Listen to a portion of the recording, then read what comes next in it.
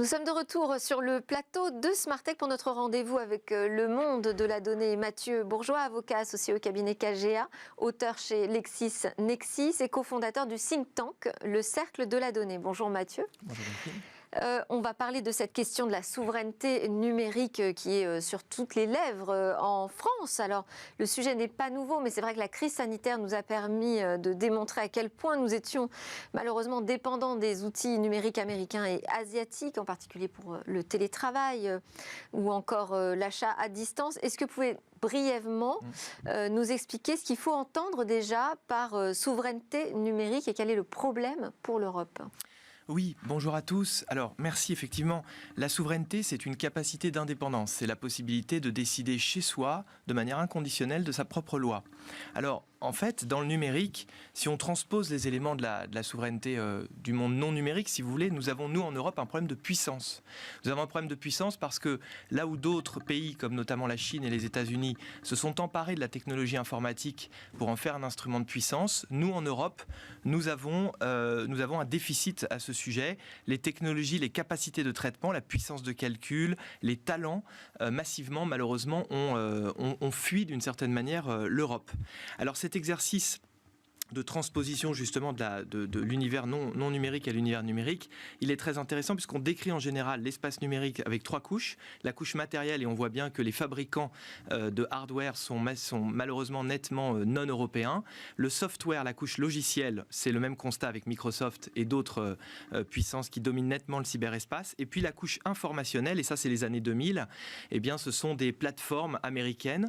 Les Asiatiques et en particulier les Chinois ont fait à peu près l'appareil puisqu'on parle des BATX qui font l'équivalent des GAFAM. Exactement, oui. L'équivalent des GAFAM.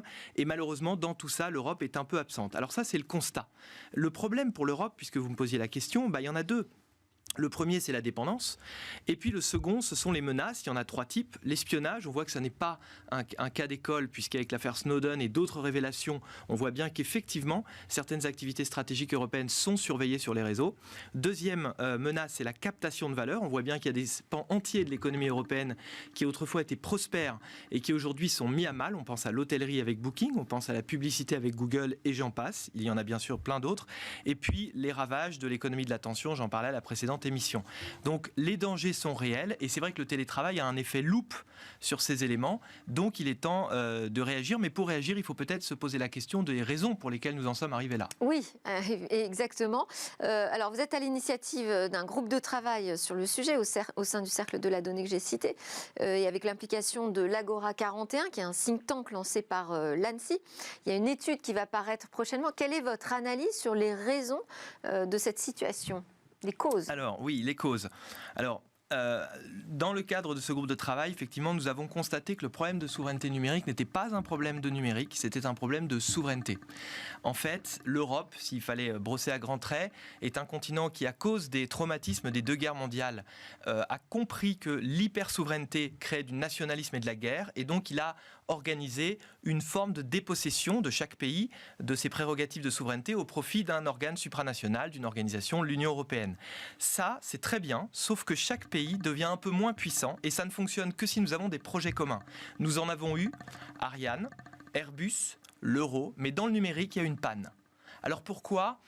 En vérité, on n'a pas d'explication absolue, mais on peut imaginer un manque de volonté politique, une conscience probablement insuffisamment aiguë de la part des élites et un manque de vision sur l'importance de l'informatique, et puis peut-être aussi culturellement une difficulté, en particulier pour les traditions latines comme la France et les pays plutôt du sud de l'Europe, de marier des visions techniques et commerciales là où les anglo-saxons sont excellents. Alors, face à ces risques que vous dénoncez, moi j'ai 2 questions. Quelles sont les pistes et les solutions à exploiter ? Et puis surtout, la défense de quel modèle ? Alors, les pistes, à mon avis, 2, j'aurais pour le modèle, je pense qu'on le fera à une autre émission. Oui, Deux pistes. La confiance, d'abord. Je pense qu'il faut rétablir des forces de police-justice sur les réseaux, massivement. Il faut probablement réfléchir à instaurer des professions réglementées numériser, à peut-être établir aussi à l'école une instruction numérique. Je sais que c'est déjà à l'œuvre en ce moment, mais peut-être intensifier cette démarche. Il faut probablement aussi réguler les acteurs systémiques du numérique comme les plateformes, un peu à l'image des banques dans le monde capitaliste. Il faut très vraisemblablement, à notre sens aussi, dans le groupe de travail, nous émettons cette idée, établir un service national pour lettrer toute une classe d'âge sur les enjeux du numérique et les bonnes pratiques dans la matière numérique. Et puis pour la prospérité, il faut taxer convenablement l'économie de la donnée, défendre un véritable protectionnisme numérique sur certaines activités clés et favoriser des grands projets, c'est important. Merci beaucoup Mathieu Bourgeois, avocat associé au cabinet KGA. On peut vous lire chez LexisNexis si on veut approfondir ces sujets. Alors juste après, à suivre une découverte, une innovation pour le cœur.